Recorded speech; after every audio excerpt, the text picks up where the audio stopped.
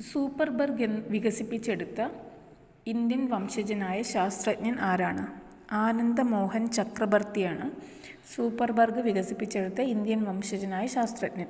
അപ്പം എന്താണ് സൂപ്പർബർഗ്? കപ്പലുകളിൽ നിന്നും ഉണ്ടാകുന്ന എണ്ണച്ചോർച്ച മൂലം കടൽ മലിനമാകുന്നത് തടയാനായിട്ട് ഉപയോഗപ്പെടുത്തുന്ന എണ്ണ ഭക്ഷിക്കുന്ന ബാക്ടീരിയയാണ് എന്ത് പറയുന്നത്? സൂപ്പർബർഗ് എന്ന് പറയുന്നത്. കൊതുകിൻ്റെ മുട്ട വിരിയുന്നത് എത്ര ദിവസം കൊണ്ടാണ്? 8 ദിവസം കൊണ്ടാണ് കൊതുകിൻ്റെ മുട്ട വിരിയുന്നത്. കൊതുകിലൂടെ പകരുന്ന ഒരു രോഗമാണ് മലമ്പനി. കോളറ, വയറിളക്കം എന്നിവ പരത്തുന്ന ജീവി ഈച്ചയാണ്. ഏത് രോഗത്തിന് വേണ്ടിയുള്ള ചികിത്സയ്ക്ക് ഉപയോഗിക്കുന്ന പ്രോട്ടീൻ ആണ് ഇൻ്റർഫെറോണുകൾ? വൈറൽ രോഗങ്ങൾക്ക് വേണ്ടി ഉപയോഗിക്കുന്ന പ്രോട്ടീനാണ്.